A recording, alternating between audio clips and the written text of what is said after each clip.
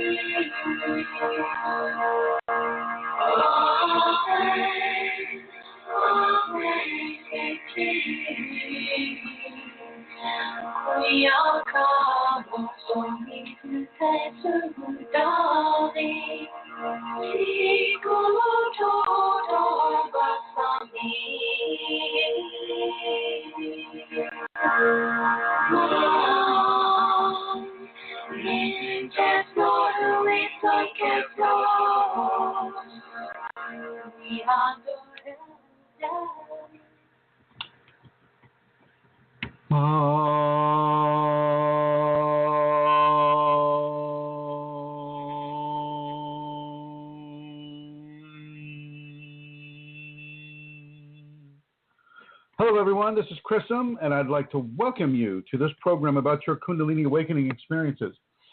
And first things to discuss today is a shout out of gratitude to Amelia Santara for putting on this show and making this show available for everybody who wants to come and listen and maybe learn a little bit about their Kundalini awakening equation. So I'd like to say thank you once again to Amelia Santara. I'd like to welcome everybody here to this program. You can feel free to ask any kind of a question that you have that pertains to your Kundalini awakening experiences. And so feel free to call in. And the call-in number, the guest call-in number is area code 347-934-0026. 347-934-0026. And you can call in with your question. Amelia Santara will pick up the call. And if I'm streaming Kundalini Consciousness at the time, when I open my eyes, I'll look and she'll have messaged me that somebody is there with a question. So feel free to call in, everybody. And welcome. Welcome to this last Wednesday of September. September has been a very, very interesting month. For me, and I just got back from an ayahuasca retreat in Bend, Oregon, which went very well. And once again, ayahuasca is proving to be a very, very strong component of a Kundalini awakening equation for some people who are willing to go through that level of purification.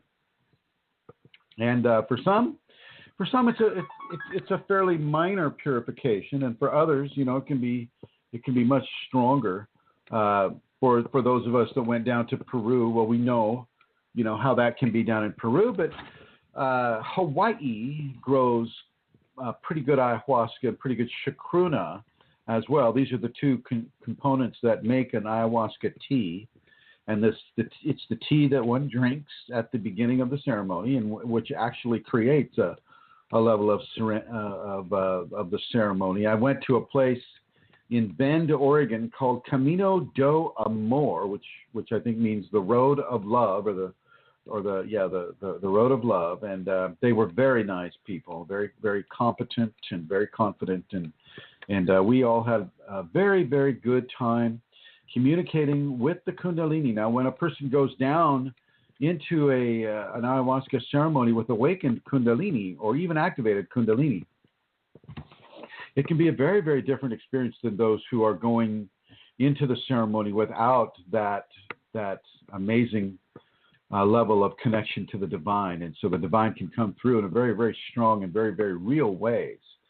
And I want to compliment Amy, Scott, and Sean Camino do Amor for the excellent work they did during the 3 back-to-back ayahuasca ceremonies that I participated in.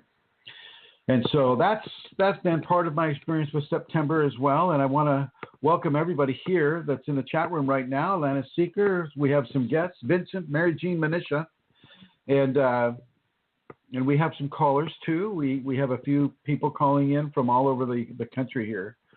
So welcome everybody to this program. Now with regards to purification, let's talk a little bit about Kundalini purification. The purification aspect of Kundalini can be fairly sublime to very, very strong and severe. The difference, one of the main differences between an ayahuasca ceremony and the Kundalini awakening experience is that the Kundalini awakening experience is for the rest of your life, whereas the ayahuasca experience is for 5 hours of your life, 5 to 6 hours of your life. And, that's a very, very big difference. The Kundalini itself has plenty of time with you because, it doesn't go to sleep. It doesn't have to go to the bathroom. It doesn't have to get the kids ready for school. Kundalini basically will do what it wants to do 24/7 with you. And your big choice is whether or not you're going to choose to surrender to it or not. And most people, the wise person will surrender to it and begin to learn from it.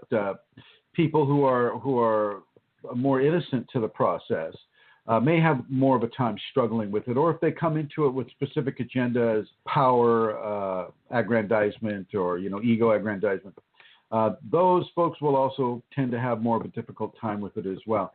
When you do this with the ayahuasca, literally, the ayahuasca kind of takes you over. And when you come into the ayahuasca with activated or awakened Kundalini well, then the ayahuasca and the Kundalini will begin to take you over. And for that 5 or 6 hours of your life, you are shown things, you are demonstrated to things, you are taken to places, you are given a very, very strong, typically strong level of teaching that takes you over to some degree, depending on how how your karma is, how your resistance is. Are you vomiting all the time? One of the names for the ayahuasca is La Purga, which is Spanish for that which purges you. And purging is another form of vomiting, and vomiting is another form of purification that will quite often occur within the ayahuasca experience. Not all the time, though. I went up with some friends of mine, and they, I don't think either one of them purged or vomited at all, whereas, I was basically waterboarded with my vomit. So just to give you an idea. It's a very, very interesting experience.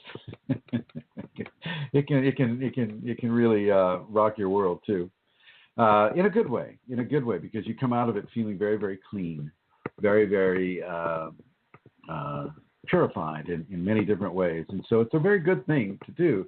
Now, but with the Kundalini activated and awakened in your lifetime, well, that purification is ongoing all the time. And I know a lot of people lose sight of that when they're inside of their awakening or their activation. That they go through a certain level of stages, and then they think they're done. It's like, oh, yes, I am enlightened now, and I don't have to purge or purify myself anymore. If only it were true. No, the purification and the ego purging goes on for as long as the person inhabits the flesh body that they're currently living in. And that's something that people really need to understand. The purification aspect of Kundalini is fairly intense. And at the beginning, when you're new to the Kundalini, well, it will seem very, very, very disruptive. It'll be very much in your face. It will begin to take over your body. It will begin to take over different aspects of your personality. It will begin to augment your sensorial input, and that sensorial input will be magnified tremendously for the new person having the Kundalini. And it will begin to formulate situations in your life that allow you to begin to understand the teachings that the Kundalini wants to give to you. So, for instance, if you want to say you wanted to, so we'll just say you live in Texas and you want to move to Alaska, okay? And let's just say the Kundalini wants you to move to Alaska, and you're there in Austin, Texas, beautiful Austin, Texas, and a very spiritual area of Texas, off the city of Austin. But you're getting these pictures of glaciers and grizzly bears and salmon runs and beautiful mountain forested views, and you're feeling really, really pulled by your grace, your Kundalini, to go to Alaska, to move to Alaska. Well, all of a sudden you might start seeing license plates in your daily travels around town that are, the Alaskan license plate, or maybe all of a sudden you'll see something in the grocery store that comes from Alaska, like sockeye salmon, or some sort of a food option that is only available from Alaska. These types of things will begin to be placed within your awareness, and as they're placed within your awareness, you're being given a puzzle piece to a puzzle that is being presented to you by the Kundalini, and that she is helping you piece together as you trust, and as you look, and as you observe, and as you integrate these levels of information inside of your life. I didn't even ask for a sound check today. Typically on BlogTalk Radio here, I need to do a sound check because they don't give us a sound check option here. And so thank you, Manisha. Manisha Manish is the person who organized the Berlin seminar, the last seminar and very successful seminar that we did in the city of Berlin in the country of Germany. And I welcome some of the attendants there, like Vincent is here, and he was at that seminar as well was Amelia Santara. So as you begin to receive specific instruction from the Kundalini to do a certain thing, there will be levels of spiritual phenomena that will begin to coalesce within your current consciousness. And it will typically come in the format, kind of in oblique ways, really, like a license plate or a food choice or something maybe you're seeing on television that is showing, yes, the beautiful mountains of Alaska, and so on and so forth. And you begin to really start going, wow. So it's just not a little fantasy that I'm getting to move to Alaska. This is actually possibly a real thing, and I need to start looking at this in a way that begins to take this more seriously. And that is very important for people to understand. These phenomena are not being inserted into your daily life awareness just because she wants you to, she's playing into your fantasy. She wants you to take it seriously and to do this work. And so you might really begin to look what job opportunities, what housing opportunities, what kind of opportunities exist for you in Alaska, and begin to perhaps formulate what it would take for you to move to that state in North America. And so it's very important for people to understand that she doesn't give you messages just to play with you. These are typically very serious things, and you want to take them in a very serious way. Now, if you're having these right now, there's a very specific level of symbolism that is represented by some of the phenomena that Kundalini will bring to an individual. The color red, is typically used by the sacred feminine to call her children to her. And, this is sacred femininity. This is what scientists and the mundane mind thinkers would call Mother Nature. This is sacred femininity that would be represented in some of the major religions as the Mother Mary or the White Tara, any of the Taras of the Buddhist faith, and so these levels of phenomena that this force, this sacred feminine force is giving you. You need to start paying attention to. Why are you drawn to a certain thing at a certain time in a certain way? You start adding it into a Kundalini equation, And that equation will begin to make sense to you. Whereas any of the other, oh, it's just coincidental, or, oh, it's just random, or, any of these other excuses for why this phenomenon is occurring won't make as much sense as that which you're putting together when you begin to trust and acknowledge the amazing level of intellect and self-aware consciousness that the Kundalini brings of itself into you, into the individual that's having the Kundalini. Very important for you to understand that. Very important for you to begin to honor that in your life. Very important for you to begin to honor that in your life. And this comes right back to the understanding of purity and purification. In many, many ways, we need to purge ourselves of our fast, strongly held beliefs that science is all there is, and that spirituality, well, that's for those people that feel like going to church on Sunday, and hey, it's their option, but it's not mine. That type of thing. And divinity is a real thing. It is not something that somebody in a church made up to control large populations. What happened there is somebody decided to use a sacred scroll or a sacred source of information as a conduit to control large populations. But divinity really isn't about that. Divinity, from a Kundalini context, is about purification. It is about purifying your mind, your body, your psychology, your emotions, your spirit. And this will happen concurrently, all at the same time, typically. She's not doing the linear thing, one thing at a time, and then you move on to the next thing, and then you move on to the third and fourth and fifth and sixth. Typically, you kind of go into a level of barrage changes, barrage levels of development where, any of those 5 expressions that I just mentioned will come to you for levels of purification, for levels of purging, perhaps. If you have specific thought patterns that don't correlate with the Kundalini, well, then she'll begin to at first perhaps gently purge you of these things by showing you different options of belief system, but then perhaps if you're resistant, she'll begin to purge you in a much stronger fashion. Sometimes using your fear, sometimes using your wants and desires as levers and triggers for you to begin to understand Kundalini Divine in a way that begins to develop its an openness towards it within you.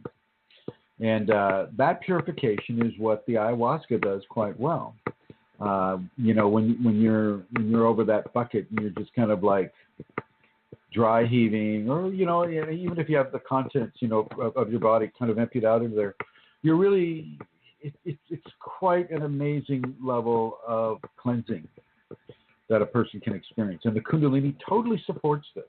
This is why the ayahuasca is the only thing that I will ever really recommend for people to do in order to begin to understand and respect and experience Kundalini phenomena without actually having it activate. But the one caveat that I have to add into that is if you're doing the ayahuasca, your Kundalini might activate or awaken within you.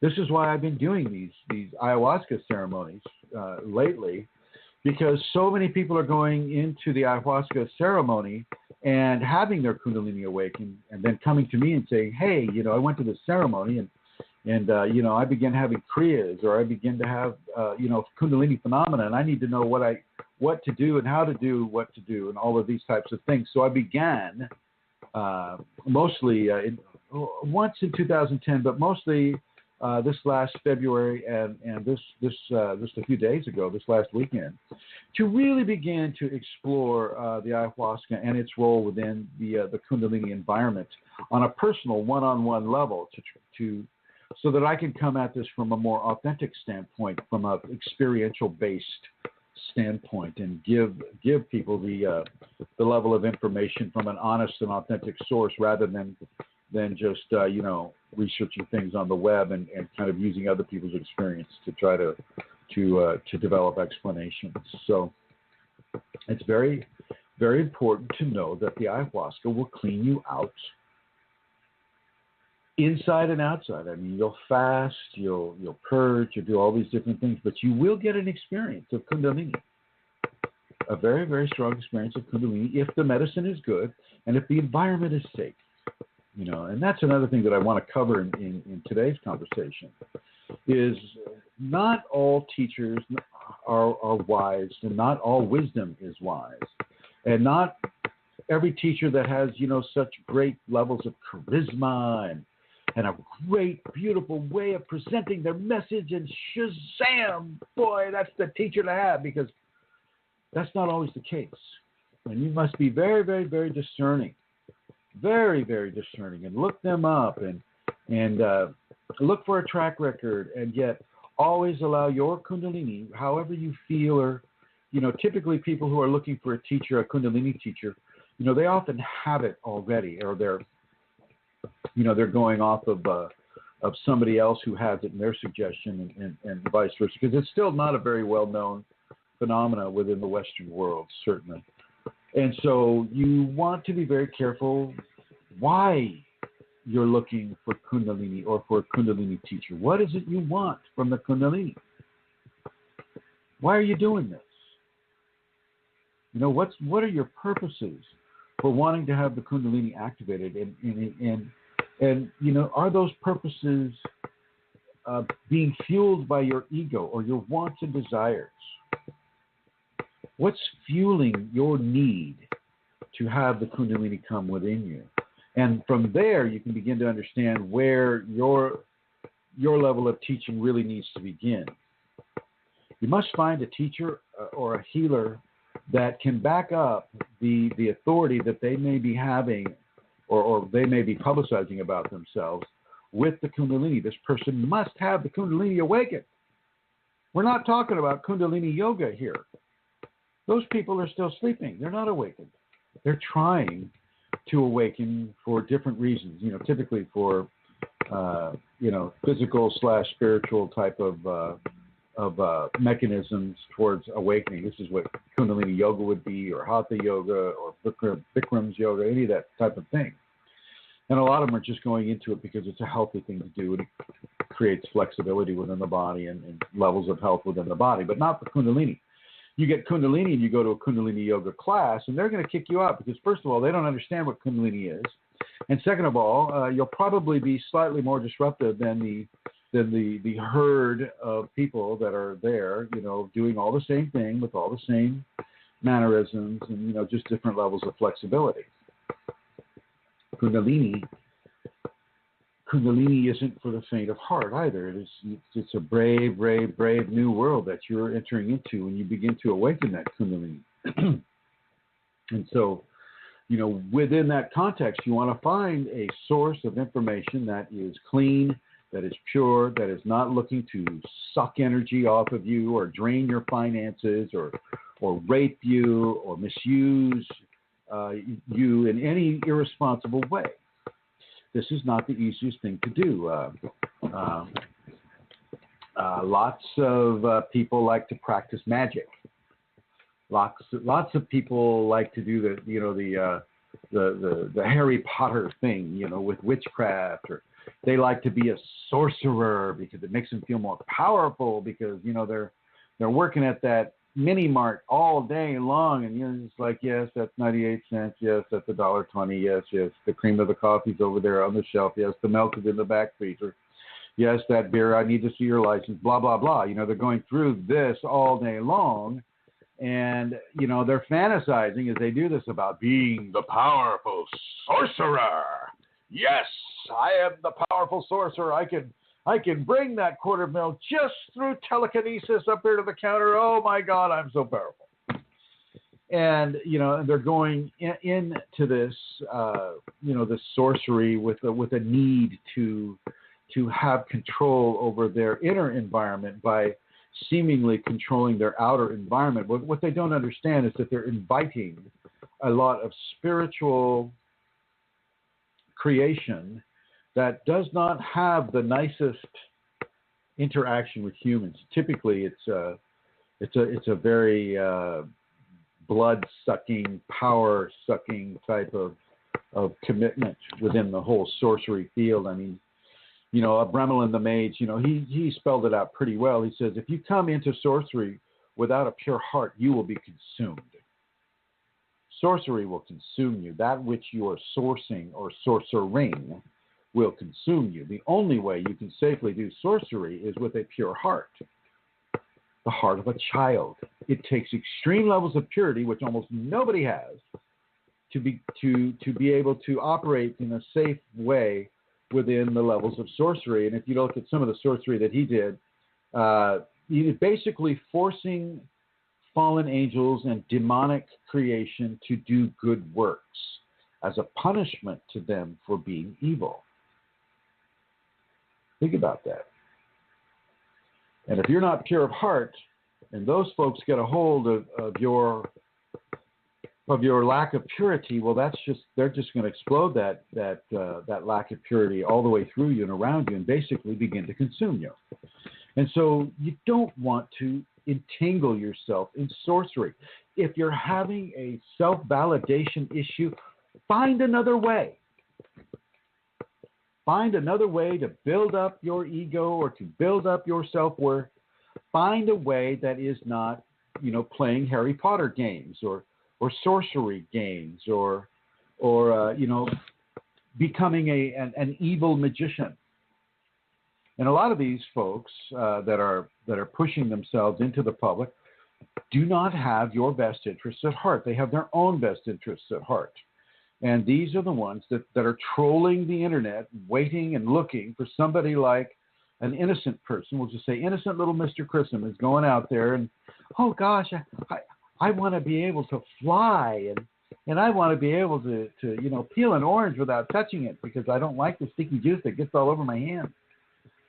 And so little Mr. Chrism goes over to a sorcerer or sorceress, male or female, and says, wow, I'd really like to have those special powers that I saw in the Harry Potter movies. And the first thing that sorcerer or sorceress is going to do is I have that. I can give you those. Oh my gosh, yes. But, how much can you pay?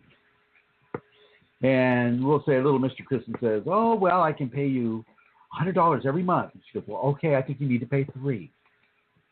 But at the same time that you're paying the money, they're getting their hooks into your astral body, into your energetic anatomy. And they're beginning to not only drain your bank account, but they're beginning to drain your energetic structures as well. And this is where people get into a lot of trouble. And these entities can actually come into your body and remain in your body and parasite or parasitize your body for years and years and years, destroying the fabric of your life, destroying the fabric of those around you, because they'll jump from one person to another. And don't think that you need to give them permission. That is such a load of hooey. Because I'm on the radio, I will say hooey. That is not true whatsoever in any way, shape, or form. They do not need permission any more than a mosquito needs permission to suck your blood. Okay? This is a predatory world. If you have the ability to kill and consume, well, then you get to do that. You get to kill and consume. And so it's very important for people who are looking for spiritual guidance or looking to awaken their Kundalini to, first of all, refine their motivation. Why are they looking for the promise that comes from Kundalini awakening? Why are you looking for that? How much of your ego is involved in that search? Very important for people to understand that. And once again, I want to give out our call-in number. The area code is 347-934-0026. I would like to introduce my co-host and the originator of this program, Amelia Santara. See if I interrupted her doing anything here. Are you there? Are you awake in the Emerald Isle? That was me snoring. I sure am awake. That's the exciting moment of the program. It's good to be here, and thank you, Chrism. And as always, of course, it's an honor to be able to host the show and to offer a service to the Kundalini and to you because your teachings and your messages that come from the Kundalini are so important for people, I feel. So it's an honor to be able to do this. And I'd like as well, Chrism, if I could now, to give out the website where people can make a donation to help support this work and to be of service in that way as well, if it is possible for them to do so. And you can go to www.chrism-kundalini.blogspot.com, and there you will see a donate button. And all donations are gratefully received. And as I have often said, small donations are really important. Sometimes people feel, I can't really make a small donation. And I just want to say, yes, please. Yes, you can. Small donations all add up, and they are wonderful to receive. And it is a great service that you do when you can and when you are in a position to give a donation. So that's www.chrism-kundalini.blogspot.com. And that's the only announcement, because we don't have any seminars coming up in the immediate future. I know, my gosh, what an unusual scenario. Yeah, we're very, very clear. Our schedule is clear. And there may be an opportunity to go back up to Oregon and do some more of the ayahuasca. I'm not sure I'm going to partake of that, but others may. I'm talking to you, Vincent, if it's possible for you to make it over there. I'd like to welcome Joey, Jeannie, Rosemary, some callers that are calling in on the telephone, listening on the telephone. And I'd like to welcome every one of you here to this program. When we talk about sorcery and magicians and people that have been basically taken over by an evil entity or a dark form entity, we are talking about people that no longer really exist behind their eyes. Yes, they blink and they smile and they talk and they sniff and they cough and they sneeze and they hear and they taste, but that's no longer them behind their eyes. That is a discarnate entity that was not born of that body. It is a possession. And this is really what I'm trying to warn people against in this program today, is to not put themselves in a position where possession can occur. One of the reasons I bring it up is because, during the ayahuasca experience, it can be very, very, very clear that a person does have a possession, and that possession is going to be expelled to some degree by the ayahuasca itself, by the vine, the consciousness of the vine. When you mix the chacruna, which is a Psychotria viridis in Latin, and you mix the ayahuasca, which is Banisteropsis capi in Latin, when you mix those two constituents together, a form of a plant consciousness is formed. And that plant consciousness is highly attuned to the Kundalini state with an individual. And that state is intelligent. It is intelligent. And it allows itself to see where the lies and the dishonesty and the untruths and the levels of purification need to take place within the individual, far beyond what the individual would even be aware of. That ayahuasca, this is why the ayahuasca knows. And this is why the people in South America and other regions where ayahuasca is currently being used, they familiarize themselves with that consciousness of the ayahuasca, and they begin to communicate with that consciousness, and they begin to communicate in the ways that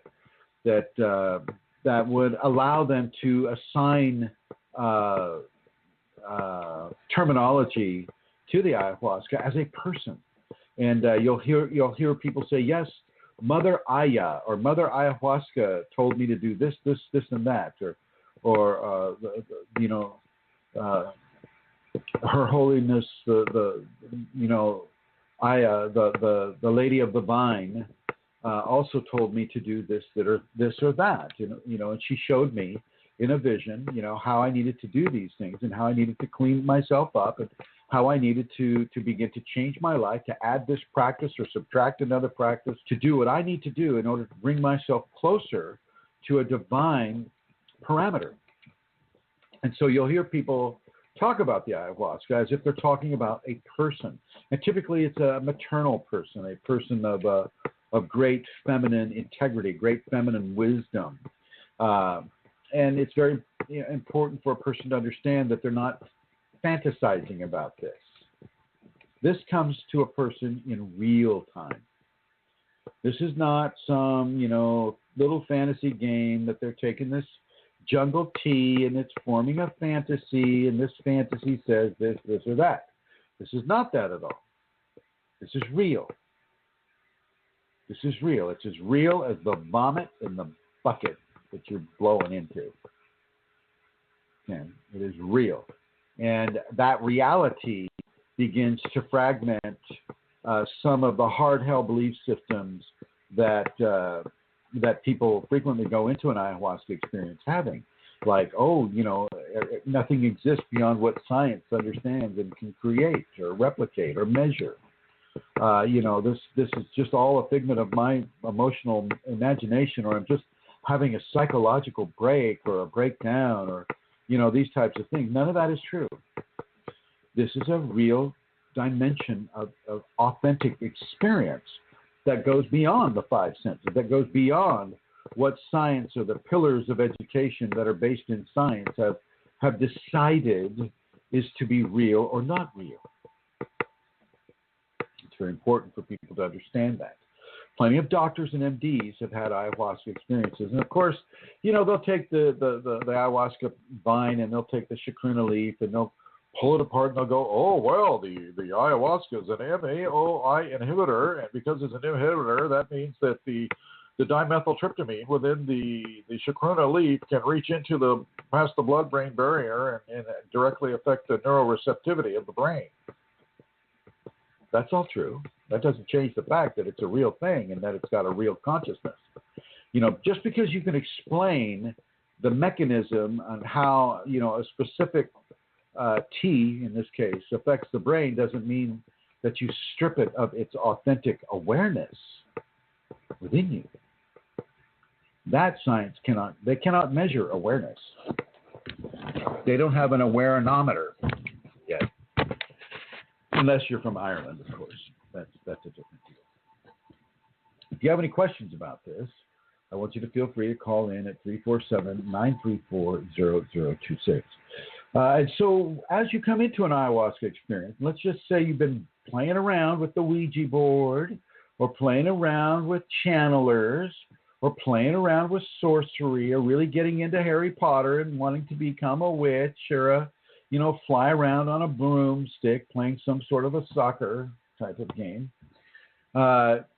If you're doing that with any seriousness, you are opening yourself to entity infestation, the phenomena of a discarnate consciousness that does not have a flesh body coming into your body and trying to usurp the seniority or the decision-making function of your brain, mind, body, spirit, emotion, and physical being. And this is very important for you to understand because this happens quite a bit. All you need to do is look at the politicians in Washington. A lot of them are into these very, very, they would call them sacred. I'd call them profane.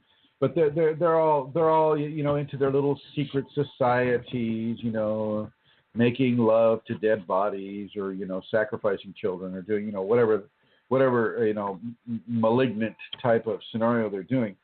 And they do that in order to give themselves into a level of persuasive power that allows them to hold on to the political power that exists within the United States. And it's not just here in the States, it's all over Europe, and it's all over the world, really.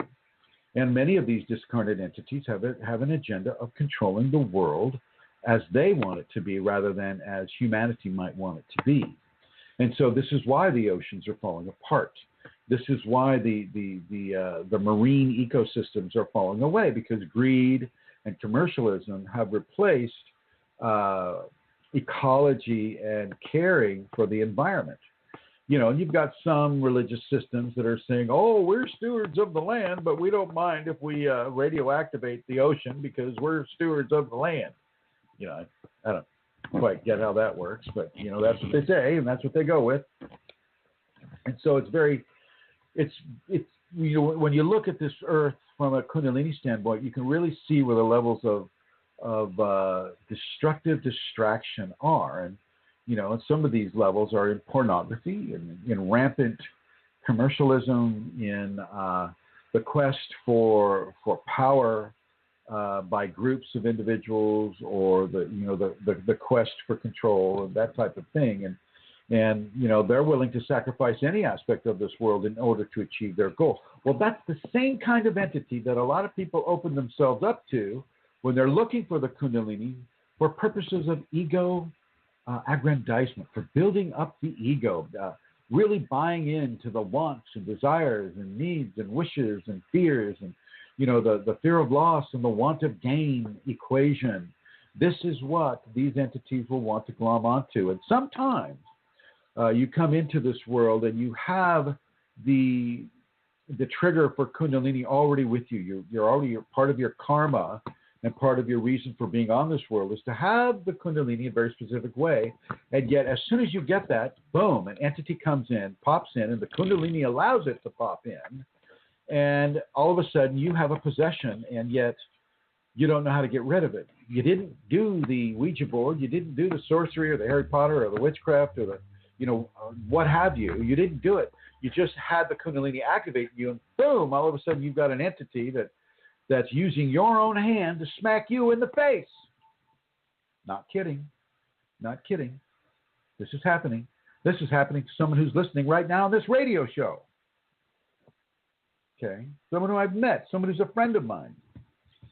And so I want you to understand that it's very important for people to really, really vet a teacher that they would consider giving their attention to, giving a position of authority within their life as far as teaching about spirituality, teaching about the energetic anatomy, teaching about what techniques are good, what techniques are not so good, these types of things. You need to be very, very careful. Very, very careful, because possession is very easy and it doesn't always feel good. And once again, I'll say it again, they don't have to have your permission at all. Oh, and for those of you that are calling in on archangels, I got news for you. The archangels, though they exist, they're not really standing there waiting to be commanded by you. They've got other things that they do. They're not always there to protect you when you make stupid mistakes. Now, you may have guidance. You certainly have spiritual guidance that will help you in those areas. And, you can call them whatever you want. But the archangels, they've got other things to do besides babysit young, ego-oriented, unevolved minds. I wouldn't count on them. But you can count on your spiritual guidance. And I would definitely, advise an individual who is exploring these areas, to count on their spiritual guidance, that which represents goodness, that which represents love and harmony and help and hope and a level of grace that allows us to evolve towards divinity rather than shackling us and corrupting us away from our own divine natures. So you listen to that divinity and you let that guidance within you help you choose what teacher is best for you. And follow that guidance. Like me, that teacher may have a terrible, terrible web presence, because typically people that speak the truth are the most hated teachers on this world. People don't want the truth. They want their fantasies. They don't want to be... They want the truth that corresponds closer to their ego than the truth that actually is. And so they'll castigate them or, give them death threats. Like sometimes I get death threats. And, these types of things. But I'm the only teacher I know of out there that teaches what I teach and the way I teach. But there are other people out there like Gopi Krishna, although he passed in 1986, I believe. But I'm sure that there are other teachers out there that that have some sort of a system that is similar to what I do. And so you look at them and you gauge them and you feel them and you let your guidance inform you.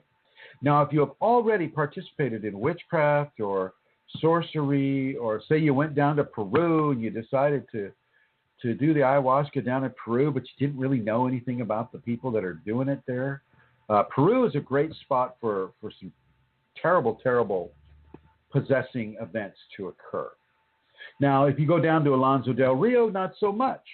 Alonso del Rio is he doesn't even like to be called a shaman, but he is a purveyor of ayahuasca, and he helps you with he helps you access that transformative experience without becoming possessed. But if you go down to some of the other areas, closer, say, to the Amazon River and whatnot, there's all kinds of what they call dark brujos, B-R-U-J-O-S.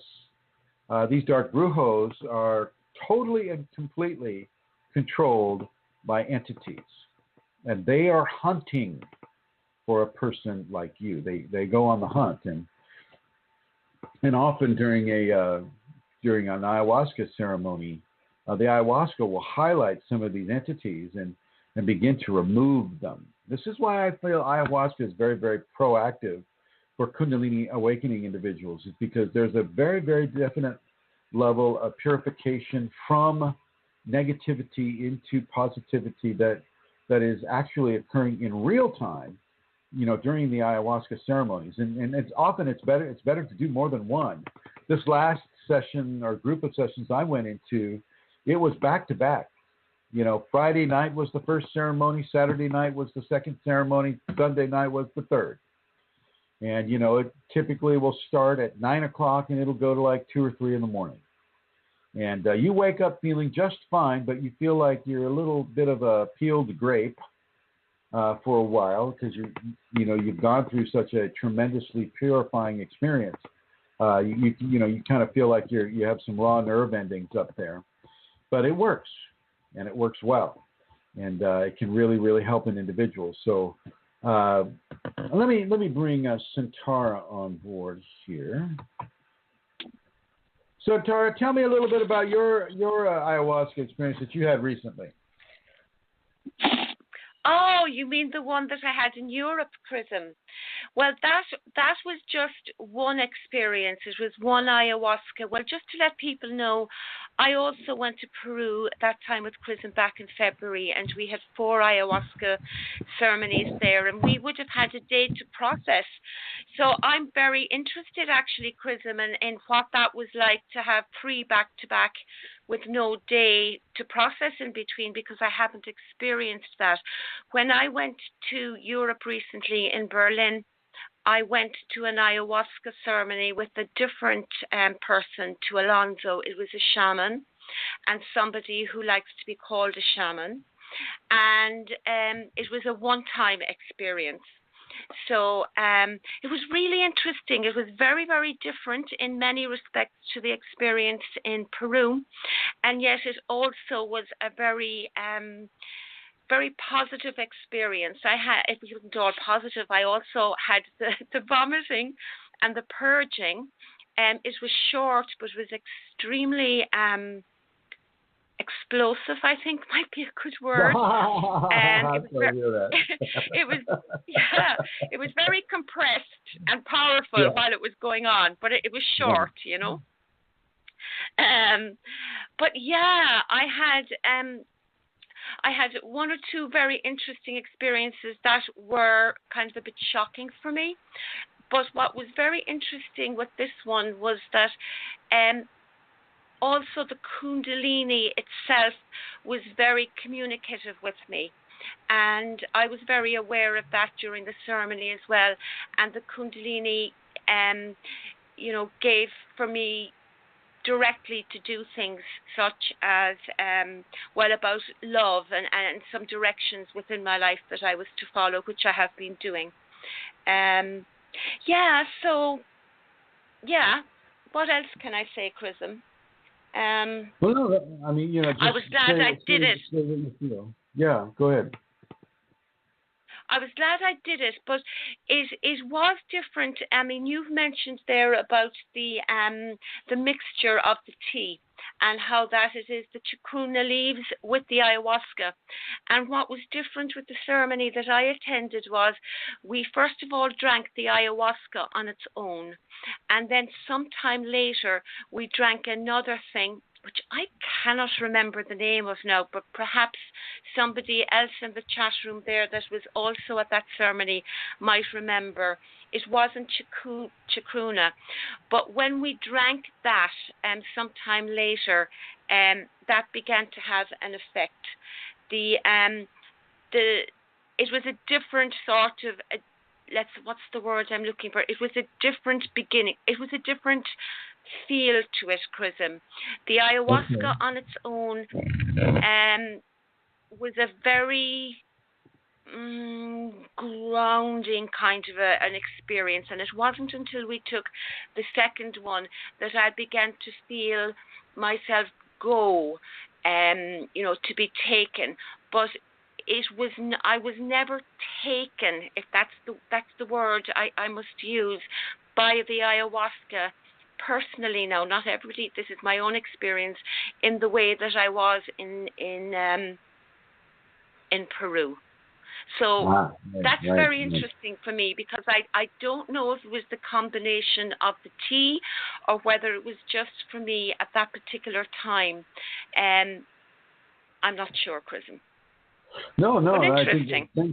Thank you for sharing. And Manisha has written a word called AKAZIE, so I guess I'll chant it and go Akazi, which may have been the admixture. It sounds to me like they were actually fermenting the tea in your own stomach, because ayahuasca won't reach the brain without. I mean, it is that level of opening the door. It does not contain, ayahuasca contains no DMT. Okay, and so basically they put the ayahuasca in you and let it sit in your stomach for a little bit, and then they introduced the admixture, which does have the DMT, and basically they fermented it in your own gut, and that went through the blood-brain barrier and into the brain, and then that is the NAOI inhibitor. So yeah, very cool, and I will only truly recommend the chacruna type of experience. Although I understand, Amelia, that you had a good experience with this akazi and the ayahuasca, but I cannot recommend it simply because they married the two plants in your stomach. Because I'm more of a traditionalist, and the traditional tea typically is the way Alonso del Rio in Ture, Peru was preparing it, and the way the Camino del Amor people also prepared it. They used Hawaiian ayahuasca and Hawaiian chacruna, and oh my God, did it do some deep, deep, deep therapeutic work on everybody. Wonderful. Oh my word, was it? It was nothing like the experience in Ture, Peru. Nothing at all. It was deep, deep, deep work, and people were really, some people had a very, very, very difficult time. Some people thought, that they were gonna die. It was so strong. It was so very strong, and it literally took you over. And when you're doing it back to back, Amelia, like we were doing it down there or up in Oregon, in Bend, Oregon, it was extremely volatile. I mean, the first ceremony hit you incredibly hard. It hit you so very hard. And then the second ceremony, less than 24 hours later, it hit you. It continued the message that it wanted you to receive, but in a less hard way, in a more of a benign way, in a way you were getting acclimated a little bit more. And then the third ceremony basically finished it off. It was a great trinity. I do suggest it. It is a good way even though you're not having that day to process, it is a good way. It's not too much, and you don't get your brain fried.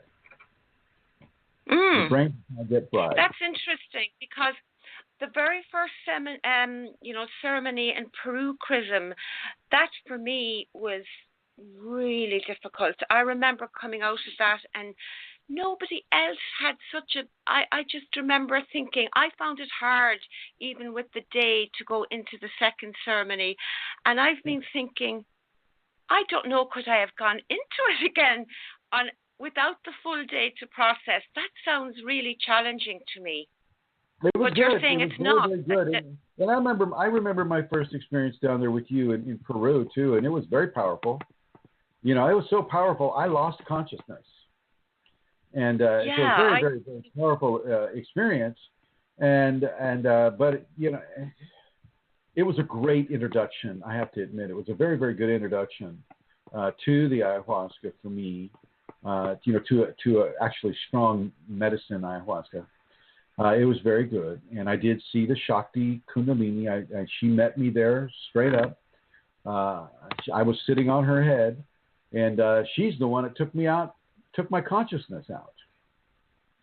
And so, yeah, the first experience in Peru was very, very beautiful, but it was not the kind of deep internal work that we did at in Bend, Oregon.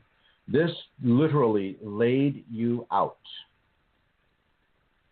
And they didn't know all the rules. You know, some of these places, you know, you have to sit up straight next to the wall, and you can't make a sound, and you have to kind of barf politely. And which I never got. How do you barf politely? Remember that? What was that like in Oregon? Yeah, of course. Oh my God, you know, and in Bend they gave you this huge bucket, which didn't give you a lot of confidence when you went in there. It's just like, wow, a big bucket. It's just like, what are you saying with that, you know? And literally there were people that had to empty out their big bucket, you know, and then come back. You know, they had it was all indoors, so there was all the bathroom and all that. But it was very, very, very, very, very powerful, deep work in Bend, Oregon at the Camino do Amor. And if you get it, then you really do it. Yeah. Sorry, can I ask? That's a beautiful part of the country, isn't it, Chrism, as well? What was the, being in Peru, for example? You're in the desert. It's a desert. It's a desert. I thought it was a mountain. Oh yeah, full on desert. It's between mountain ranges, and these mountain ranges block the clouds, and so it's been turned into a desert by virtue of the mountains and the weather patterns.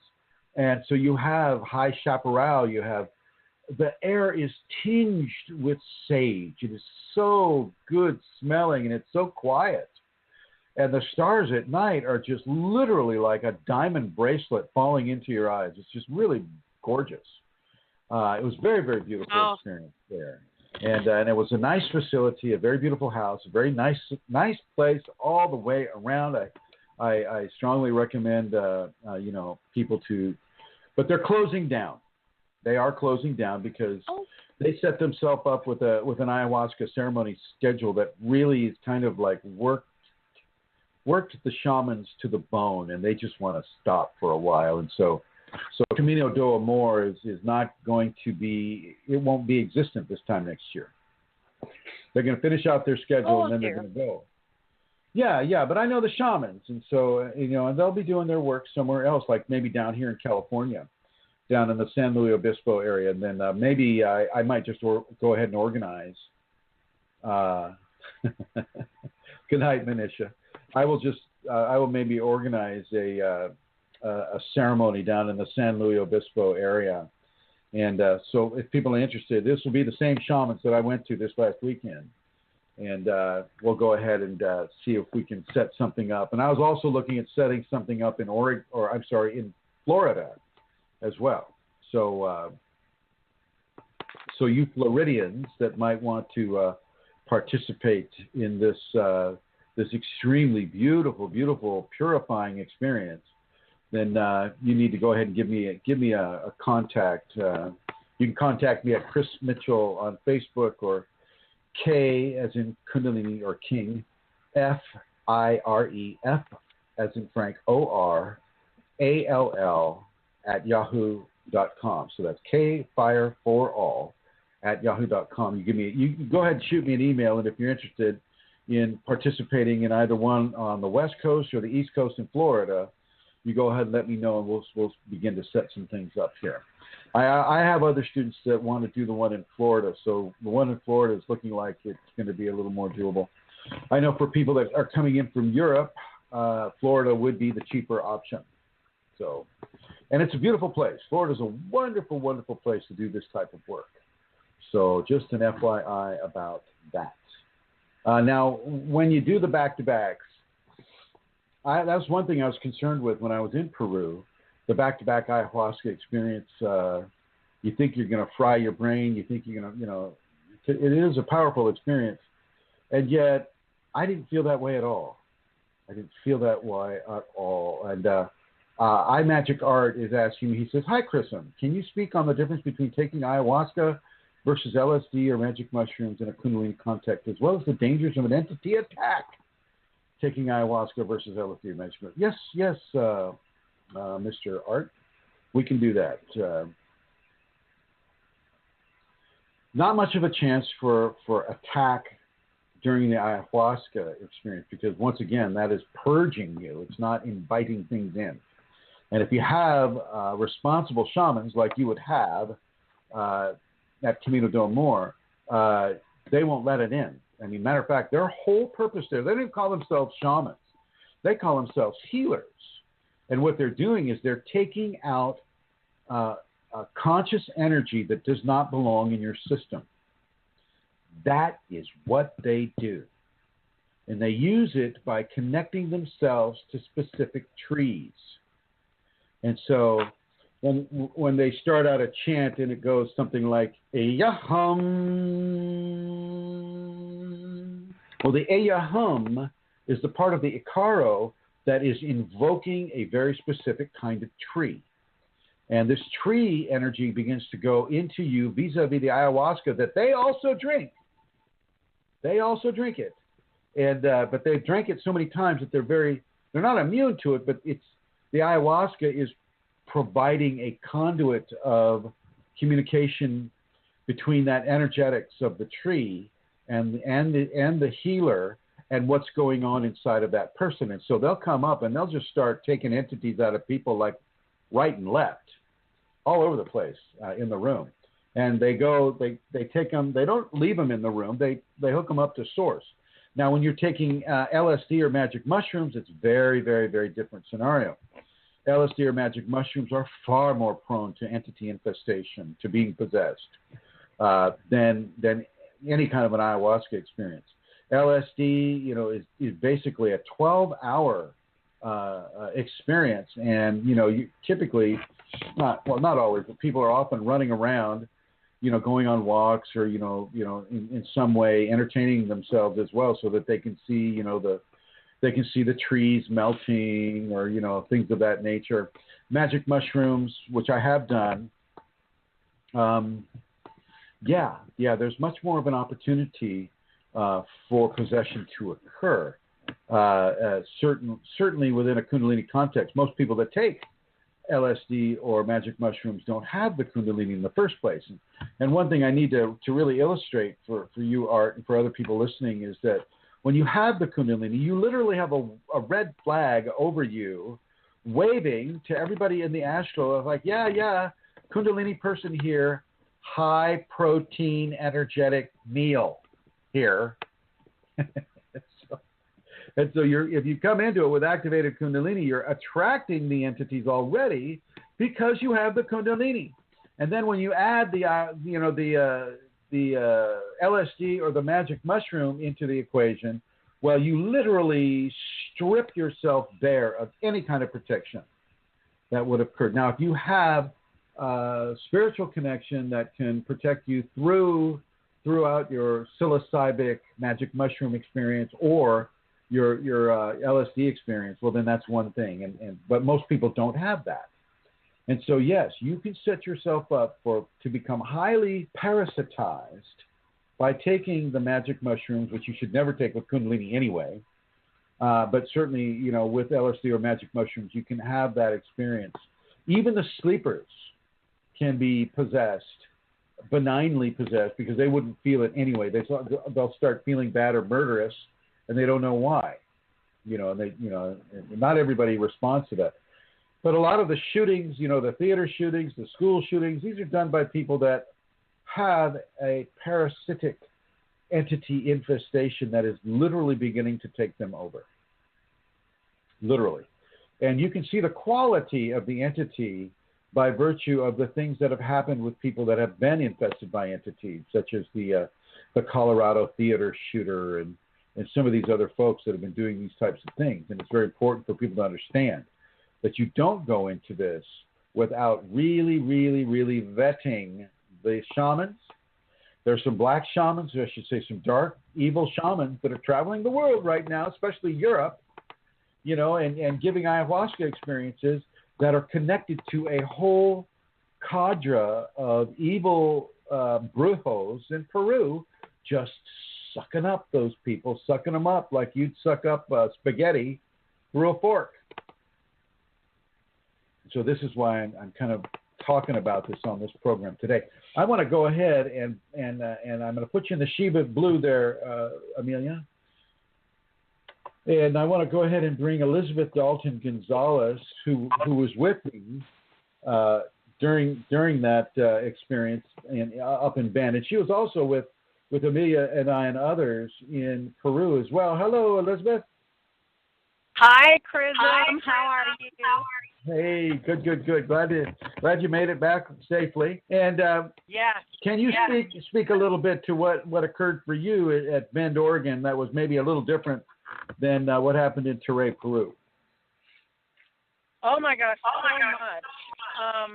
much. It literally for me was like if Peru was preschool, Bend, Oregon was first year of college.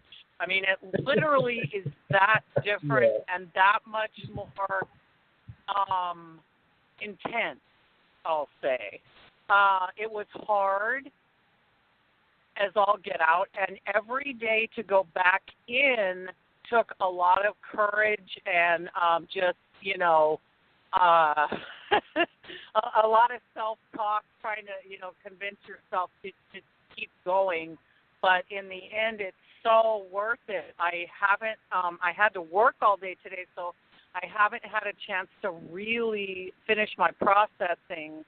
But you know, you're peeling away these layers, you're clearing all these pathways, you're literally dropping this karma so rapidly. And I already noticed in the few hours I've been awake and out in the world today, while I'm still like a peeled grape, still really sensitive and energies, you got to be really careful with other people's energy and stuff.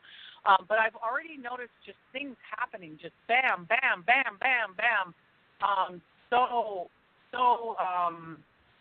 validating and so, and I mean just validating the experience and the growth and the, wow. So I'm excited to spend, you know, the rest of the week and be able to do some meditating and get out in the forest and, you know, not be around people so that I can soak the rest of the experience in it and just continue my processing, because so much happens and it's hard to just take it all in. I'm still, my mind is blown, just blown, and in a good way. It was a pleasure. It was an extreme pleasure to participate in those types of ceremonies with you, Elizabeth. Thank you. Thank you for, you're the one who set it up. Thank you for setting it up. Kunalini sure did that, yeah. And thank her. Thank her for me as well. Yes, because she kept me in the dark as much as, which is kind of funny. She kind of kept us both in the dark until we got there. We really found out what was going on. And then it was too late. You know, but, yeah, it was too late. Can't run out, right? But yeah, she led me there, and in some ways like tricked me. But it was definitely for my own good. It was definitely productive. Oh my gosh. And so it was productive all the way around. It was productive for everybody. So I don't even mind that she tricked the heck out of me. But it got us there, and it leads to the understanding that we have contact and resource with actual healers, shamans that are responsible, that are not trying to trick you or possess you or hurt you in any way, shape, or form. We have vetted them for you, ladies and gentlemen. And that came straight from Elizabeth's Kundalini. I had also heard good things about these people before Elizabeth set this up. And so when she did set it up, it wasn't very hard for me to say, okay, let's give it a try. And I can tell you straight up from authentic experience that these shamans that we used were very, very responsible, very, very resourceful, very, very powerful, and very good. Very good people. And Magic Art says, thanks, Chrism. I wish I knew that back in the days before engaging in LSD mushrooms during Kundalini activation. And I just want to say something to you, Mr. Art, that if you do have any kind of an understanding that say you feel that you're being parasitized by entities and whatnot, you can do an ayahuasca ceremony and be relieved of that burden. You do not have to live the rest of your life having somebody else pull the strings of your mind, your emotions, your body, your ego, and your spirit. Ayahuasca is one of the things that is sent here by divinity to be able to help people rid themselves of this type of an infestation. And so people don't have to do that anymore. Am I right, Elizabeth? Can I hear an amen? Yes, amen. And I wanted to say, too, these shamans spend so much personal time with each person. It's a much smaller group they accept each time. And, man, they just are doing healing after healing after healing on you and helping you and working with you. And, oh, my gosh, it's amazing how much they do for you and with you. I didn't expect all that attention. I mean, and you need it for sure. But, wow, no wonder they're tired. And if you come in with a spouse or a boyfriend or a girlfriend, they're going to separate you because they don't want you. They don't want you there. This is not lovebirds, on a blanket experiencing the latest new, visionary drug, This is deep hard work. And what Elizabeth said about, say, Tere, Peru being preschool and this work in a Camino del Amor being first year of college, I totally agree with that. The level of intensity and the level of healing, that kind of work was just amazing. It was amazingly different than the very beautiful things. I saw some very beautiful things in Peru with Alonzo. It was very beautiful. His music is very beautiful, but this work is down and gritty. This work goes to your soul. This is the work where you want to get rid of entities. And if any of you have entities or an infestation, then you can give me an email. And we'll go ahead and try to set up a ceremony with these shamans, at least two of them. Probably won't be able to do all three of them because one's heading off to Florida, the other two are staying on the West Coast. So, but boy, oh boy, it was very, very powerful, very beautiful way to de-infest yourself, to take out those levels of discarnate consciousness that may have lodged in themselves in your body for years and years and years and years. You may have felt depressed but didn't know why. You may be on some sort of a drug right now, Prozac or some sort of a drug, Ambien or, Trazodone, whatever. You may be on some sort of a drug right now that is really dealing with the symptoms of entity possession rather than some sort of a brain problem.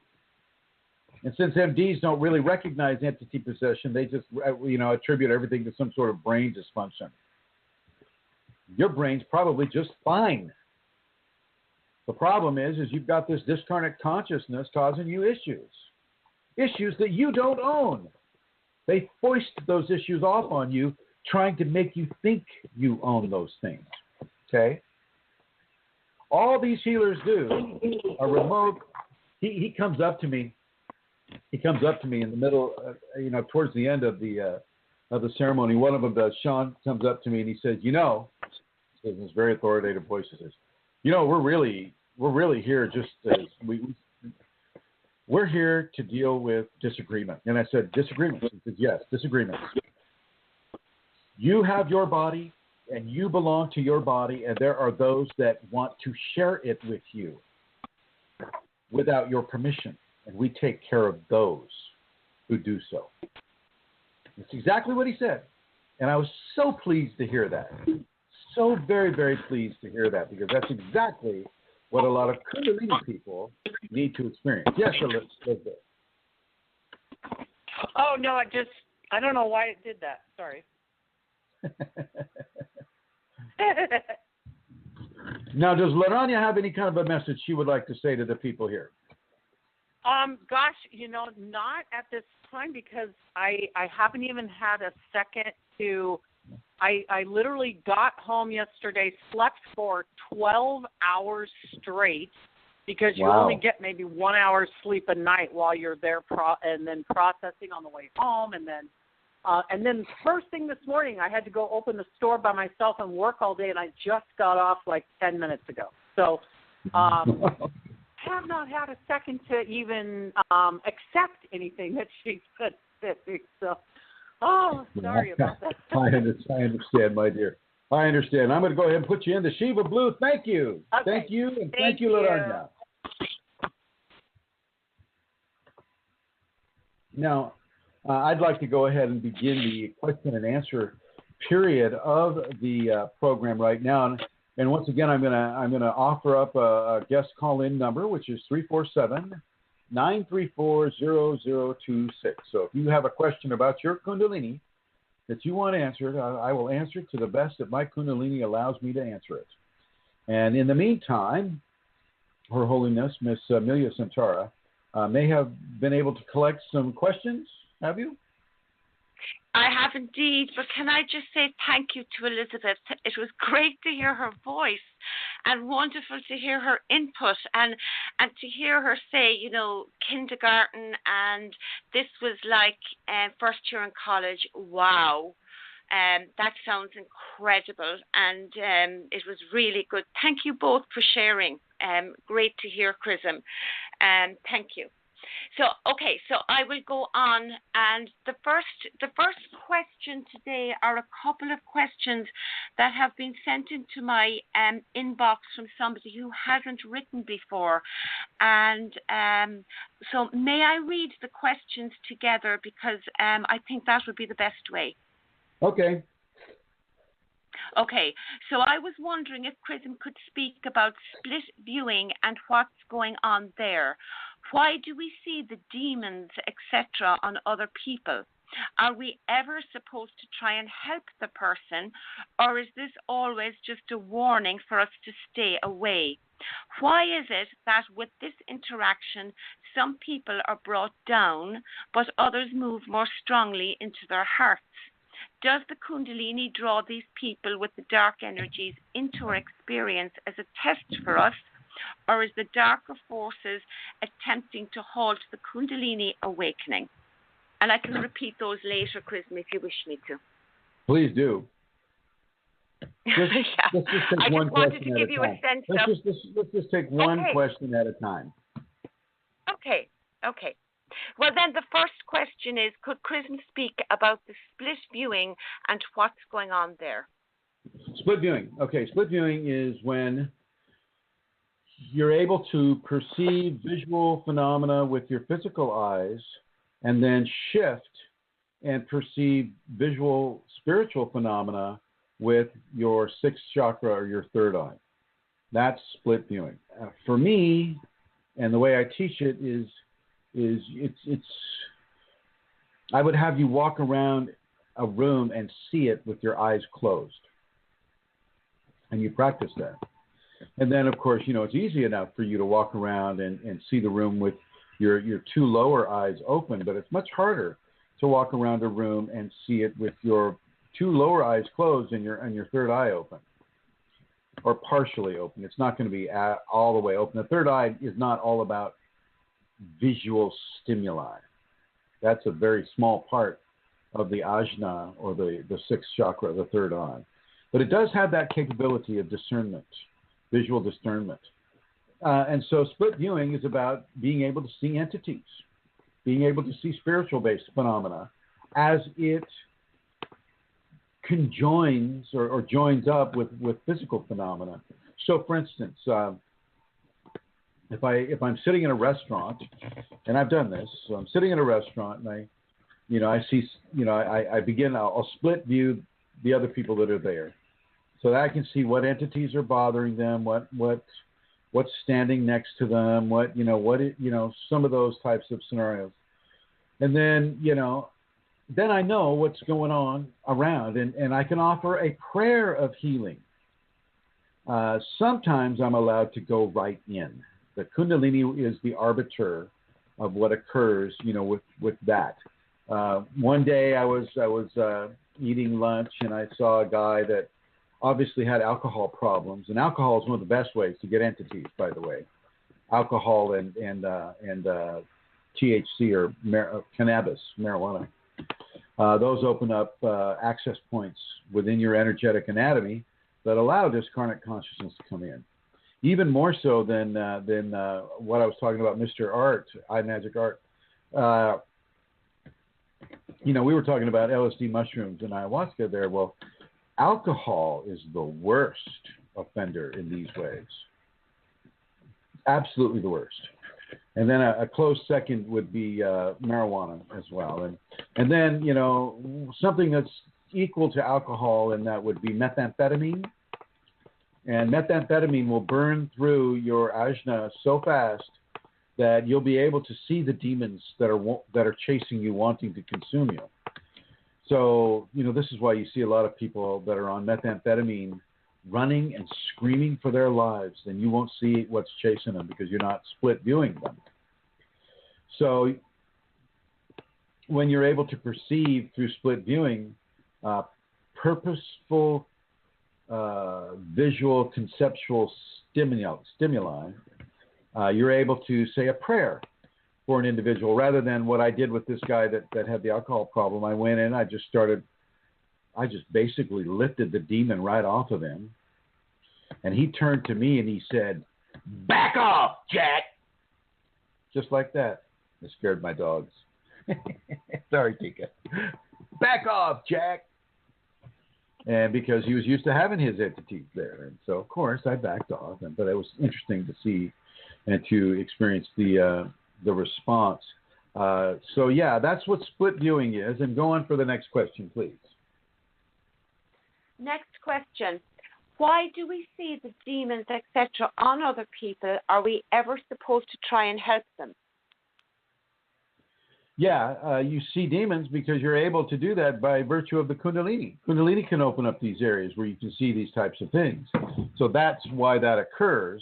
Are you supposed to heal them? Well, then that's a different story.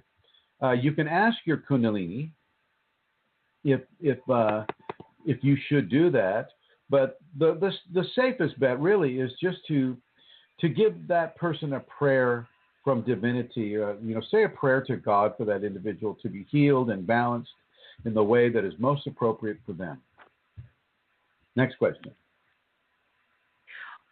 Or is this always a warning for us to stay away? Not a warning. Okay. Why is it that with this interaction, some people are brought down, but others move more strongly into their hearts? In many ways, among the sleepers, there is an angel on one shoulder and a demon on the other. And it depends on the choices they choose to make in regards to the information they choose to respond to that will determine whether they fall or whether they rise. So it's not so much that the demon is forcing them to fall. It's the person that is choosing to perhaps make some more challenging choices and decisions in their life that will cause them to fall. Now, if you have the Kundalini, you'll feel that in real time. Most of the entities that will come to you will be negative. And so they'll be telling you to kill yourself. They'll be telling you to steal that man's wallet. They'll be telling you to cut off that person in the car. They'll be pushing you towards competition. They'll want you to cheat. They'll want you to steal. They'll want you to hurt. They'll want you to maim another person. And it's your choice whether you choose to respond to those challenges that those dark forces will give to you. And if you choose to respond to those, well, then you will pay the price. Next. Does the Kundalini draw these people with the dark energies into our experience as a test for us? Sometimes it does, yeah, but not all the time. It's not a cut and dry situation. Depends on the individual. Over. Forces are attempting to halt the Kundalini awakening. They will always try to do that. They will always try to do that. They do not want you to know your own divinity. They want you to stay in the dark. They want you to stay blind. They want you to stay exposed to their control. Over.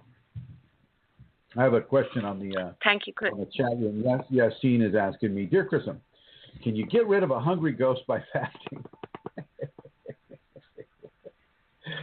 Well, I mean,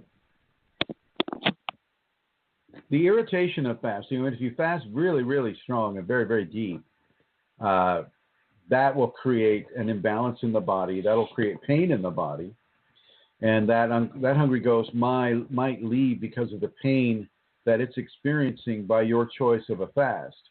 But the best way to get rid of a hungry ghost is to not allow yourself to do anything it suggests that you do, especially of a negative quality. So you use behaviors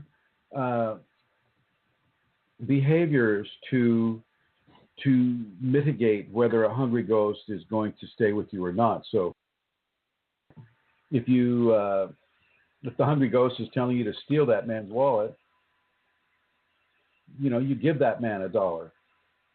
You reverse it. Okay. If it's telling you to hurt that child, well, you do something kind for that child or that individual. I mean, you do the reverse. Okay. That's how you can really begin to detach, because the hungry ghost doesn't want positive things. It wants negative things. It wants to hurt you, and it wants to hurt others through you. So the more you do kindnesses for other people, which is why this is part of the safeties, the more you do the kindnesses for other people, the less attractive your energetic expression is to that hungry ghost. That's my response to you, Yassine. Go ahead, Amelia. The next question, that's the end of that series of questions from that person, Chrism. Thank you very much. The next question comes from somebody who writes in regularly, and his question is, why is illness amplified during Shaktipat period? Why is the illness amplified? Yeah. It isn't. It isn't. I mean, it might be for that person, but it's not amplified for everybody. I mean, that's not a fact. That's an individual response. So if the illness is amplified in that individual who asked the question, that's one thing. But it's not amplified for everyone by any stretch of the imagination at all. But one reason why illnesses can be amplified is that the Kundalini will turn up the pressure on those viruses. It will turn up the metabolism of the body. It will really begin to amplify every aspect of a person's metabolism. And that in and of itself can come to an individual as a feeling of an illness or a feeling of an imbalance within the system. And so it's very important for people to stay hydrated and to keep their electrolytes good and to make sure that they're listening to their Shakti Kundalini and how they want to eat, what they should consume, what they shouldn't, that they're doing their very, very best to exhibit kindness towards others and forgiveness towards others and, gratitude to the Kundalini, gratitude to perhaps the Shaktipat teacher that's giving them the Shaktipat, gratitude to God. It's very important to use gratitude as a way of securing a healthy and happy response to a Kundalini Shaktipat. Over. Thank you, Chrism. The next question is, would a Kundalini active person with a genetic marker for a specific cancer have less of a chance of developing that cancer than a brother or sister who does not have Kundalini awakened? Yes. Yes. The Kundalini is not constrained by genetic markers whatsoever. Now, that person's karma might have a say about whether or not that person develops the cancer, but the Kundalini itself, if the Kundalini in its cogent and understanding way determines that person has finished enough of its karma, of that person's karma, for them to continue to be cancer-free, well, the Kundalini can usurp the control and the authority over that body, and that person will not have that cancer develop. Over. Thank you, Chrism. That's the end of the questions, and the rest now are from the groups. Okay. Is hair fall associated with the opening of the crown chakra? Is that normal? And what is the remedy for it? No, it's not associated with it. I mean, you can get hair fall, but it is not because your crown chakra is opening up. It's because the Kundalini is changing your metabolism. You're not metabolizing, and you're not developing keratin, and your A's, B's, and C's and D vitamins are not being metabolized in the same way. And there's a whole level of energy that's coming into the crown chakra from the Kundalini that will literally curl the hair. And sometimes, because of the person's diet, too much sugar, too much alcohol, whatever, tobacco, people can have hair fall based upon what they're eating during a Kundalini awakening. During a Kundalini awakening. Okay, it's not the actual opening of the crown that really determines whether or not you're going to have hair fall. That will, it will curl the hair, and it will color the hair. Often the person's hair will go gray or white just by virtue of having the crown chakra open up, but not always. That's not, a hard and fast condition either. But the hair fall is mostly a nutrient issue and a metabolism issue rather than a crown chakra issue. Over. Thank you, Chrism. The next question is, I went through LASIK 8 years ago to get rid of my glasses, but after a year, my vision has gone bad again. Also, I have double vision. My question is it possible to get normal vision from Kundalini? It's possible, but you made a huge mistake allowing somebody to cut on your corneas. Corneas, you can't find those on sale at Walmart very often. Okay, corneas are a very, very valuable organ of the eye, and to have some guy come in and begin to slice your corneas for LASIK surgery is a huge mistake, in my opinion. You should have just been happy wearing glasses. One thing that's coming up for me is pinhole glasses. You may want to try pinhole glasses, and that may allow you to focus better Pinhole glasses are typically used for presbyopia, but it may also help a person in this scenario. With the double vision and with your corneas being messed up like that, it's possible. You can never take anything out of the realm of possibility through divine intervention, and this is what it would take for the, with the Kundalini would do it through a divine intervening act.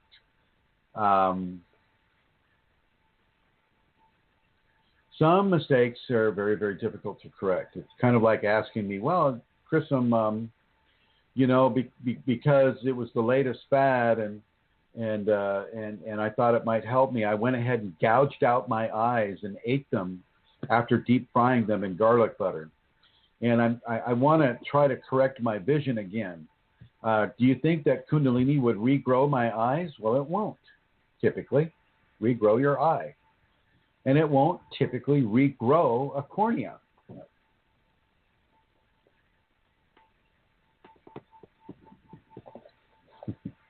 And Nara's kissing me right now.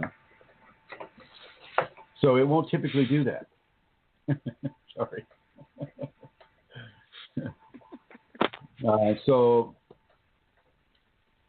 I will always say that there is a possibility that the Kundalini could step in and help you with your eyes.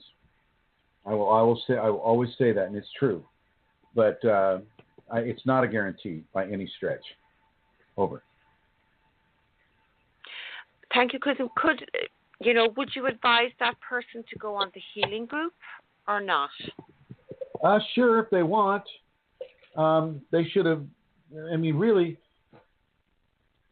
LASIK is not a guarantee. I mean, I've had friends of mine do LASIK, and their eyes become extremely photosensitive. They always have to wear sunglasses. I mean, you just don't want to let the medical industry talk you into these types of therapies that are not going to always be proven comfortable or helpful. They allow it to occur because a certain percentage of people have an increase or have a normalcy of their visual mechanisms, but I don't see that it lasts very well. And I don't see that, I certainly don't see the benefit of LASIK at all whatsoever. And I don't recommend anybody with Kundalini do it. I say, fall in love with your glasses, leave your eyes the way they are, let the Kundalini heal your natural eyeball. Don't shove a knife in your eye and then ask the Kundalini to heal it. Sorry.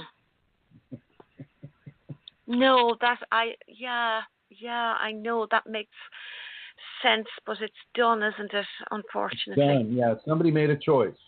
Yeah. Now they got to live with that choice, and that's part of the responsibility of being a human, is you live with the results of the choices that you make. Okay, thank you, Chrism. The next question is, in the last days, I got an inner impression that sugar is contraindicated for me in the moment of my heavy process. I like to eat chocolate when I have so much pains. Have you some idea about this, please? Should I let it? Let it go. Your Kundalini is telling you to get sugar out of your system. You get that sugar out of your system. Absolutely. Take it out, all of it.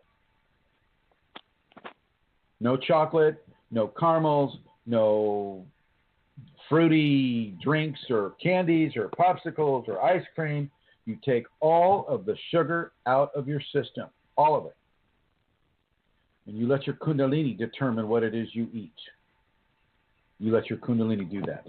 Just a second, folks. Go ahead and tap dance for me, would you please, Centaur? Tell them about sugar. Okay. Well, sugar is not good. Chrism has always said in his teachings not to eat sugar, corn syrups or any of the artificial sugars. And with regard to chocolate, I have also heard him say that the caffeine, even though it's very minute, is caffeine in chocolate, that is another thing that is not so good about eating chocolate, because caffeine, even in very small quantities in a Kundalini context, can create much stress on the adrenals and on the body in general. So for that reason as well, this person is saying they would like to have chocolate. So I think Chrism would be saying don't have it, not just for the sugar, but also because of the caffeine content. Well, there's that. And I think I hear him coming back. There's the caffeine, and caffeine is definitely contraindicated. But sugar is too. We have way too much sugar in our diet in this country and in Western technological societies. Way too much high fructose corn syrup. Stay away from that anyway.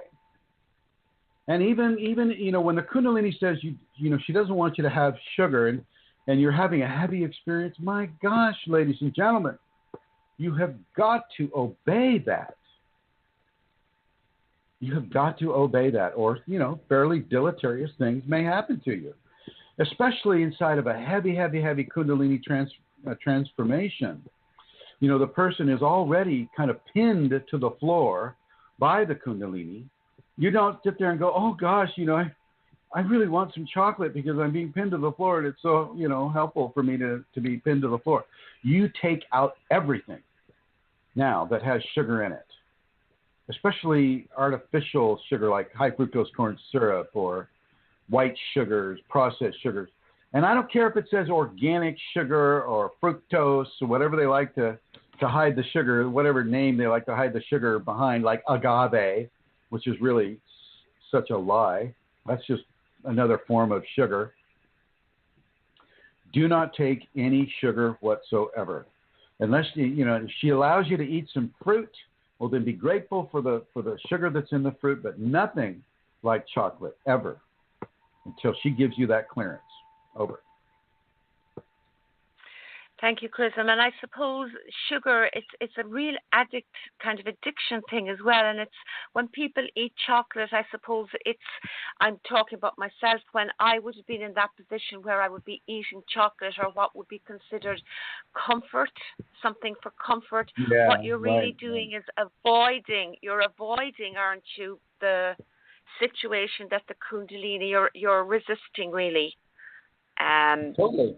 It's an act of resistance. If she's telling you to take out sugar, you better take out all forms of sugar that you can possibly think of that you're consuming, and that would certainly include chocolate. Over. Mm-hmm. Okay, thanks, Chrism. The next question is, can you tell me what is the significance of kriyas? I had heard the purer the person's soul becomes, he or she has less kriyas. Is this true, or is it related with something else? It's not true at all. I mean, the more pure, and of course, we're deciding, we're dancing around the idea of what purity is. What constitutes purity? I mean, that's something that needs to be answered. But we'll just go ahead and make the common assumption that purity means that a person is doing goodness and grace, and is releasing attachments, and is releasing, the egoic control of their life response. And so the purer you get, the more kriyas you can have. Because you're promoting Kundalini as you get purer and purer, like the person with the chocolate. You're taking the chocolate out, you're getting more and more pure, and therefore you're opening more to the Kundalini. The more you open to the Kundalini, the more energy comes in, and the more energy comes in, the more kriyas you go through. Okay, and yet at the same time, the more blockages you have, the more kriyas that can come to really work its way through your blockages. The kriyas are about the energetic infusion of the physical system and the response of that physical system to that energetic infusion. So you get those shaking kriyas, or you get kind of tied up into knots, or various yoga positions, which is where yoga actually originated from Kundalini kriyas. It's the kriya is the physiological response to the Kundalini energy coming into the system and changing and charging that system. Over. Thank you, Chrism. And the last question from the groups is, does ayahuasca, Oh, there's two questions. You've kind of answered these, but I'll ask anyway. The ayahuasca retreat session, is this only for the K-active person, or is it for anybody? And does it improve the Kundalini in an activated person? Yes, it improves the Kundalini because of the level of clearing that can occur through the ayahuasca. And so it does streamline the energy in that way. And it also teaches the ego of the individual what to do, what not to do. You know, don't have the sugar. That's right. You know, don't have the caffeine. You know, when you're taking the ayahuasca, you're on a very kind of a dieta or dieta, as they call it. And this takes out a lot of sugar, takes out alcohol, takes out, various components of the normal societally consumed food items, takes out a lot of that already. And so it can indeed streamline an activation, but it also removes some of those entities that may be influencing the activation in a wayward fashion, or in a fashion that is going to be more painful or less desirable for the individual experiencing the Kundalini. So in many ways, it can help that Kundalini process, for sure. Now, the other thing is, no, the ayahuasca is not strictly for the Kundalini awakened or activated. It's for everybody. Everybody can benefit from an ayahuasca ceremony, and I mean everyone. Everyone. And you go into it with the knowledge that you're participating consciously in your evolution of your body, of your mind, of your psychology, of your emotions, and of your spirit. You are gaining when you do an ayahuasca ceremony. You're gaining ground, and especially if you pay attention to the lessons that the ayahuasca is teaching you. Remember, I think it was Amelia, and I'm going to quote you there, Miss Amelia Santara. Amelia Santara said on one of the groups that ayahuasca can be seen as liquid Shakti, and I couldn't agree more. It is a dose of liquid Shakti that allows you to experience some of the benefits of Shakti Kundalini within a 5 or 6 hour period. And so you might ask the question, you can rephrase the question, is experiencing the Kundalini Shakti beneficial? And it most certainly is. Most certainly is. And so I want to thank you, Amelia, for making that excellent quote and giving that excellent service to people through that expression. No, it is for every single person on this world, and especially in the Western technological societies that are so lost into their gadgets and into their, their sugar and their alcohol and their escapist medications, their escapist drugs, their laziness, their lassitude, their lack of individuality, their conformity. It really begins to break people out of the societal shell that has been developed around them through always looking outside and hardly ever looking within themselves, without going within and seeing that the kingdom of heaven is truly within. It's not outside. It's not with the latest iWatch or, the latest drink or the latest fashion or the latest whatever. It's about going within, going inside yourself and experiencing the grace that has always existed inside yourself, but you've been so focused by virtue of society on what is outside of you. You've been so focused there that you haven't really taken the time to look deep within yourself. And when you take that ayahuasca, well, you get a look at what is deep within. And it is beautiful, my friend. It is extremely beautiful when you look deep within yourself and you see that shining, beautiful, loving, helpful, kind, and considerate person that you are, even though you may not be expressing that way in your life right now. The ayahuasca will show you the truth of who you are, rather than the lie of what your ego would want you to think you are, or entities would want you to think that you are. I want to make that clear. When you go within, and certainly when you go within with the ayahuasca, not only are you purging your body of toxins and some of the residual of pollution of modern day society, but you're also able to grasp the illuminated diamond that you truly are, the love that you truly have, the kindness that you truly have, the amazing intelligence and the amazing connectivity to the omniverse that you already have and have always had, but have never taken the time to explore. You are all angels in the making, saints in the making. And that ayahuasca experience can help you do that in a short term. Ayahuasca is definitely a short path. It is a short path.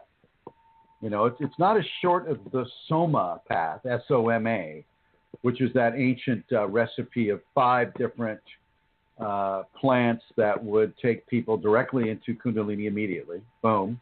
Which is the worst way to go into Kundalini, but that's what they thought was the best way in the ancient times. They've lost that recipe, thank God.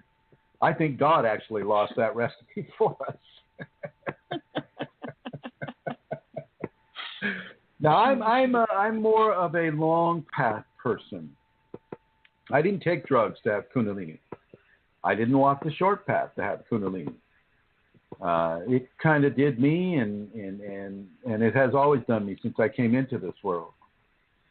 But not everybody has that facility, and so I suggest you do the long path. I suggest that you take the time to develop prayer. You take the time to develop meditation. You take the time to do selfless service for other people without expectation of being paid or rewarded in any way. I suggest that you take the time to get really, really deep and personal in a loving way with this world, with the environment, animals, with the insects, with the primates, with the birds, with the fish, with the virus, with the bacteria, with the oceans, with the waters, with the earth, with the air. There are manifestations of life that science hasn't even discovered, that you as a person engendering a Kundalini expression can actually see and participate with. I suggest that you take the long path and that you enjoy every step. Every step of that long path is a beautiful step towards grace. I suggest that you practice the Kundalini Awakening Safeties, which you can get to at KundaliniAwakeningSystems1.com, or as Vincent put out a Vincent, type that. Would you please type that the web address for the safeties page that you put out, Vincent91 there? If you could do that, please. If you're able to do that, I don't know what time it's like. 11 or 12 o'clock in Germany right now. It's nearly 1 a.m. 1 a.m. There you go. Actually, Chrism, it's 1 a.m. here. It's 2 a.m. there. Oh, he's probably snoring away. I know it. It's www.kundalinisafeties.com. Ah, great. www.kundalinisafeties.com. I suggest you practice those. I suggest that you really, really begin to embrace spiders, S-P-I-D-E-R-S. I suggest that you really begin to embrace all life forms, but certainly the Kundalini life forms like cats, wolves, spiders, praying mantises, serpents, top-of-the-line predators, wasps and bees and bears and orcas and all the different dolphins. I suggest that you really begin to embrace all life in the patterns that they have been given in your area. In Canada they've got polar bears. Well, you don't have polar bears in Hawaii, so in the place and the pattern that has been given where you live, embrace all the life that is there. Embrace, but especially embrace those animals that represent Shakti Kundalini, and those would be the top of the pyramid predator species. Like you don't get, there is not a single spider that I know of that it's a vegetarian. Not a single one. They all take life from life, just like we do. Okay? So I want you to embrace your inner spider, embrace your inner serpent, embrace your inner jaguar, embrace your inner butterfly, even though that's not a predator. Embrace your inner grace and allow that grace to embrace you and really begin to walk the path of Kundalini enlightenment. If you're listening to these words, ladies and gentlemen, if you're listening to me say these words right now, you've already been invited. And the Shakti in me is coming through my voice right now into your eustachian tube, through your eardrum, into your central spinal channel, and it is beginning to infuse you just by virtue of listening to this voice. You've been invited, and I strongly suggest that you accept that invitation. Don't be afraid. Kundalini is natural to the body. It's as natural as blood, bone, hair, saliva, you name it. Kundalini is natural to who you are. And the body knows exactly how to respond to a Kundalini activation and awakening. Body knows. It's only your ego that does not know. So begin to condition your ego away from fear-based responses to things that it doesn't understand. Begin to condition your ego to accept the strange and the beautiful, the different and the wonderful. And if you have the availability of doing an ayahuasca ceremony with a qualified shaman that has a track record of good deeds and good service and honesty and truth and wisdom and trust in the divine, then you go ahead and do that ayahuasca ceremony. If you don't have access to that, you give me an email, and we'll see if we can hook you up. In Peru, you can go to Alonso del Rio. He is ethically responsible. Here in the States, you can go to one of the three or three of the three or two of the three that I experienced this past weekend. I'm going to give you time to say a last word there, Miss Amelia. Well, I don't have a last word, Chrism, just to say thank you very much to you and to Elizabeth and to all our callers, everybody in the chat room, and I look forward to being here again this time next week. Well, I, too, would like to thank you, Amelia Centara, and Rosemary, and Jeannie, and Elizabeth Dalton Gonzalez. I would also like to say thank you to Alana Seeker and the four guests that we have, Manisha Vincent 91 and iMagic Art. Thank you for asking your excellent questions. And I want to reiterate what I said before. Embrace your Kundalini. Stop living in fear. Your body knows how to process Kundalini awakening. It's only your ego that doesn't. So move away from the fear and move into the grace. And I will end the show the way I've begun it. And here we go, folks. Ah.